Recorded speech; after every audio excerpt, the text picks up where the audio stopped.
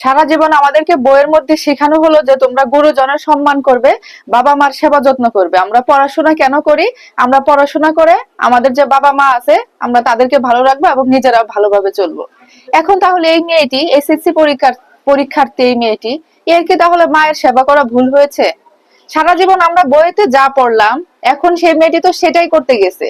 এখন একটা টিচার তাকে জিজ্ঞেস করেও যখন উত্তর পেল যে তার মায়ের করেছে, তার মা ভীষণই অসুস্থ, তার মা আজ সকালে তার মায়ের সাথে এরকম হয়েছে, সেজন্য তার আসতে লেট হয়েছে, তাহলে সে টিচার কি করে তাকে পরীক্ষার হলে তাকে ঢুকতে দিতে পারলো না? কিভাবে, কোন বিবেকে, কোন মানসিকতায়?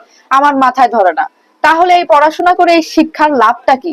যে শিক্ষা আমাদেরকে, যে শিক্ষক আমাদেরকে মা অসুস্থ সেটা জানার পরও পরীক্ষার হলে ঢুকতে দেয় না, লিখতে দেয় না, একটা মেয়ের, একটা ছাত্রীর 2 বছরের সময় নষ্ট করে দেয়, তাহলে কি বলবো? এটা কি ধরনের নিয়ম? এটা কেমন শিক্ষা? আর এই টিচার গুলোই কেমন? হ্যাঁ, টিচারদের উপরে প্রশ্ন উঠছে আজকে। কেন? কারণ তারা একটা অন্যায় কাজ করেছে। অন্যায় বলবো আমি, হ্যাঁ, আমার তরফ থেকে আমি অন্যায় বলবো। কারণ যখন মেয়েটি বললো সে কেন তার মেয়েটিকে, তার সন্তানের জায়গায় চিন্তা করে দেখলো না যে আজকে এই মেয়েটির জায়গায় যদি আমার সন্তান থাকতো আর এখানে যদি অন্য টিচার থাকতো তাহলে তো আমি যাই সেই টিচারের পায়ে ধরতাম। এখন এই মেয়েটি তো এতিম, তার তো পায়ে ধরার মতো কেউ নাই। তার বাবা দুনিয়া ছেড়ে চলে গেছে 1 বছর আগে, সে তো অসহায় মেয়েটি। তার মা আছে শুধু, এবং তার মার এই অবস্থা, সে কিভাবে করে পরীক্ষা দিতে যাবে?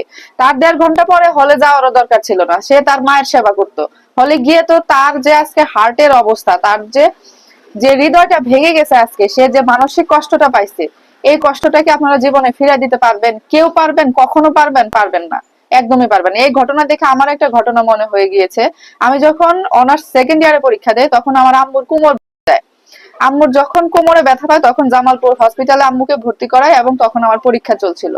এবং সে অবস্থায় হচ্ছে যে আম্মুকে রেখে আমি পরীক্ষার হলে যাওয়ার সময় আমার সিএনজিতে যে কোনো একটা অসুবিধার কারণে আমার দেরি হয়, 15 মিনিটের মতো লেট হয়।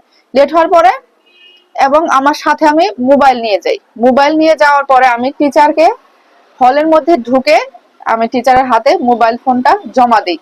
জমা দেওয়ার পরে টিচার আমাকে চার্জ করে যে তুমি মোবাইল ফোন কেন নিয়ে এসেছো? আমি বললাম যে আমার আম্মু ভীষণই অসুস্থ, আমি একা এসেছি সেই দূর জামালপুর থেকে, আমার জন্য টেনশন করবে, সেজন্য আমি হলে ঢোকার আগে একবার কল দিয়ে ঢুকেছি। এবং আমি যখন হল থেকে পরীক্ষা দিয়ে বের হবো তখন আমার তাকে জানাবো যে পরীক্ষা শেষ হয়েছে, এবং আমি জানাতে জানাতে যাব, কারণ যেহেতু তারা আমার জন্য টেনশন করে। তারপরে সেই টিচার আমাকে উত্তর দিল যে তুমি তোমার মায়ের সাথে একই সাথে হসপিটালের বেডে থাকলা না কেন? তুমি কেন পরীক্ষা দিতে আসলা? সেটা নিয়ে আমাকে চরম ধরনের অপমান করেছিল। সেই ব্যথা, সেই কষ্ট, সেই টিচারের প্রতি ক্ষোভ আমার এখনো রয়ে গেছে, এবং সেটা সারা জীবনে থাকবে।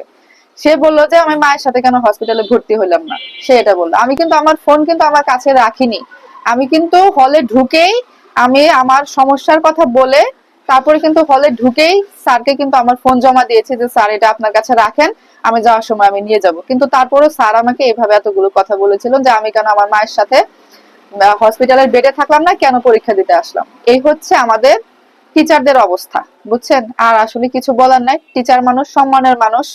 আর কিছু বললাম না, নেগেটিভ আর কিছুই বললাম না। তো এটাই কথা, আসলে এই সিস্টেম গুলা চেঞ্জ করা দরকার, আমাদেরকে আরো মানবিক হওয়া দরকার, আরো একটু দয়া দেখানো দরকার, সবাই মানুষ সেই হিসেবে চিন্তা করা দরকার। আর এই ছাত্রছাত্রী এগুলো আমাদের বাচ্চাদের মতো, বাচ্চাদের বয়সী, নিজেদের বাচ্চাদের মতো করে যদি দেখি, সেভাবে যদি ভাবি, তাহলে কিন্তু সমাজটাই বদলে যাবে, সিস্টেমটাই বদলে যাবে, দুনিয়াটা বদলে যাবে। এভাবেই চেঞ্জ আসে।